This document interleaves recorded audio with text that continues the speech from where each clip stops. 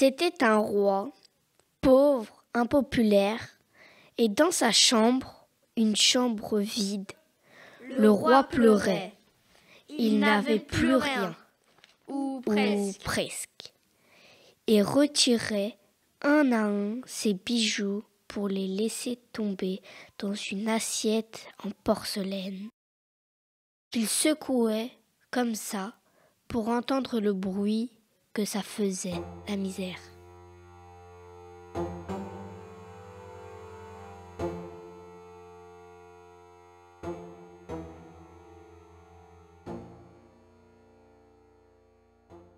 Monseigneur, Tiens, de quoi s'agit-il? de tout ce qu'il me reste, Que dois-je faire de ce trésor? vendez-le. Cela va donc si mal? La dette est trop lourde. Et il leva les bras au ciel. Ce soir-là, le vent hurlait. Il faisait cogner les branches des arbres contre les fenêtres. Les beaux arbres du jardin royal, le plus bel endroit de la terre, je te jure. Le bout du bout des branches cognait tant. On aurait dit que quelqu'un voulait absolument entrer. Le roi pauvre se dirigea vers la fenêtre pour demander à la nuit de se taire. C'est alors que l'inouï arriva. Qu'est-ce que tu attendais? 1 heure que je fais cogner ces pauvres arbres contre ta fenêtre. Contre ta fenêtre. Contre ta fenêtre. Qui me parle? Qui veux-tu que ce soit? Moi, le vent? Moi, le vent. Moi, le vent. Est-ce que tu es un dieu? Tu as voulu faire plaisir à ton peuple en organisant je ne sais quel bal et festin en tout genre. Tu as emprunté aux 5 royaumes, tu as parié, promis, perdu et maintenant te voilà ruiné. Te voilà ruiné. Te voilà ruiné. Tu es venu te moquer de moi? Je suis venue pour te tirer d'affaire. C'est impossible. Écoute, par pitié pour toi, j'ai voulu semer une graine d'or dans ton jardin. Enrhumée, j'ai éternué au moment de la faire tomber. 100 graines sont tombées de mon sac. Elles font pousser d'inestimables arbres. Un seul de ces prodiges suffira à te tirer d'affaire. Si tu consens à travailler ensuite. À travailler ensuite. À travailler. Comment le faire pousser? Quelle question bête! Avec de l'eau, du soleil, de l'amour. Mais je te préviens, ne profite pas de mon étourderie. Je suis venue te porter secours, pas faire de toi l'homme le plus riche du monde. C'est promis. Un seul arbre. Tu trouveras une graine à 1 mètre au nord de ton cerisier blanc. Là-dessus, bon vent. Et le vent sans visage disparut dans la nuit.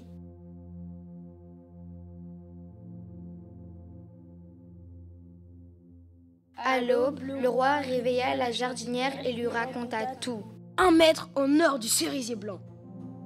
Seigneur, nous manquons d'eau. Les arbres, les plantes réclament tout notre soin. Comme la jardinière refusait, on chargea un soldat de la besogne étrange. Je finis. En seulement quelques heures, un arbre massif, entièrement doré et qui reflétait le soleil de midi, se dressa au centre du jardin. Alors ça, Les branches de l'arbre se décrochaient sans effort. Une brindille valait une fortune. On acclama le roi. Il avait regagné l'amour du peuple. Qui veut un rameau d'or? C'est un jour d'opulence. Un rameau par personne. Moi.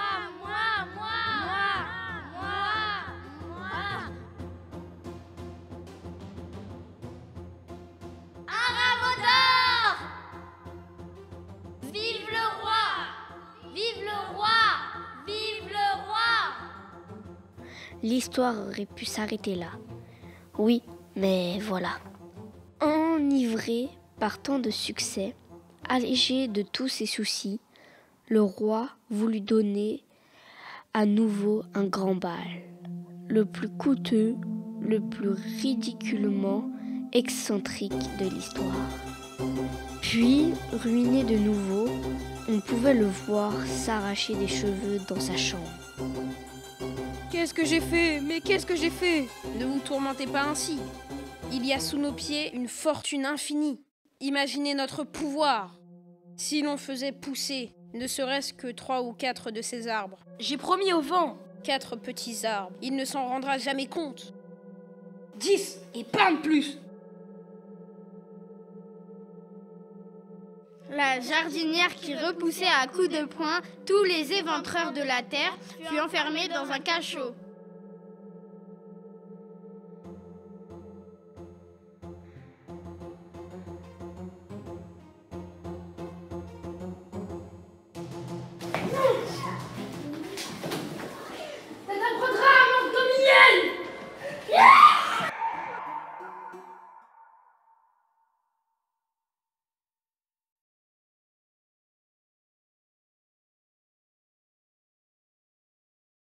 Les hommes du roi arrachaient le gazon, les légumes, les plantes, tout ce qui vivait hier encore. Dans le monde entier, il ne devait pas y avoir plus sinistre lieu, je te jure. Ils trouvèrent 70 graines. Le jardin fut rebaptisé le jardin aux 100 arbres d'or. Jamais on ne put voir de royaume si riche et si pauvre à la fois. Oui, car il n'y avait plus rien à manger, ni rien à boire. Les racines d'or buvaient toute l'eau de la terre. Les gorges anoblies de merveilleux colliers s'assoiffaient mortellement. Sous les étoffes esquises, la chair maigrissait et les enfants hurlaient. On a faim! On a faim! On a faim! On a faim! On a faim! Nos parents, ils se sont parés de vêtements grotesques. Mais nos assiettes sont toujours vides. Vos dernières brindilles d'or, vendez-les contre de la nourriture. Vendez-les contre de l'eau.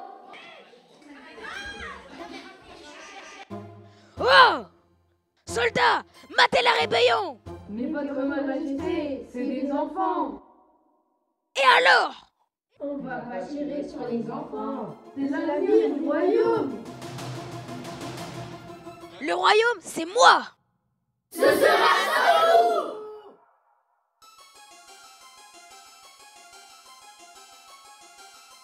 Mais Pharaon! C'est la torture là!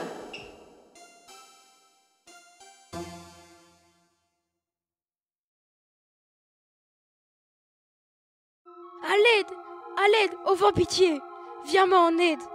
Tu oses t'adresser à moi? À moi? À moi, Je t'en supplie. Trop tard, le roi. Le roi. le roi.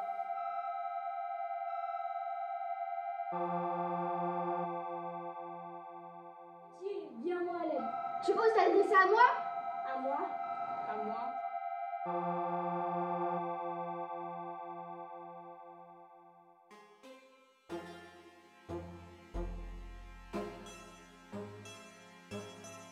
Où est la jardinière? On demanda aux soldats de la libérer.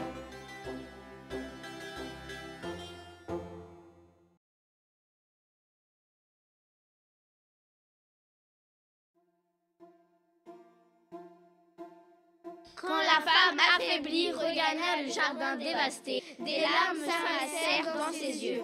Elle les écrasa d'une main. Au travail! Au travail! non, oui.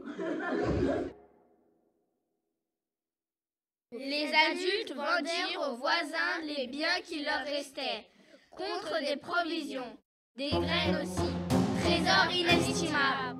C'est absurde. Non. C'est le prix! Une année s'écoula et 2 autres. On vit ressusciter le jardin nourricier. C'était, je me souviens, la République des enfants. Sous la présidence de la jardinière, on avait privé quelque temps les adultes du droit de vote. La sanction de leur cupidité et le roi déchu, au cerveau calciné par l'or. Que faisait-il? Il travaillait comme tout le monde. Pour de bon, il faut bien. Oui, il semait l'ancien souverain comme chacun d'entre nous, les graines de l'avenir. Oui, les graines de l'avenir. C'est le prix!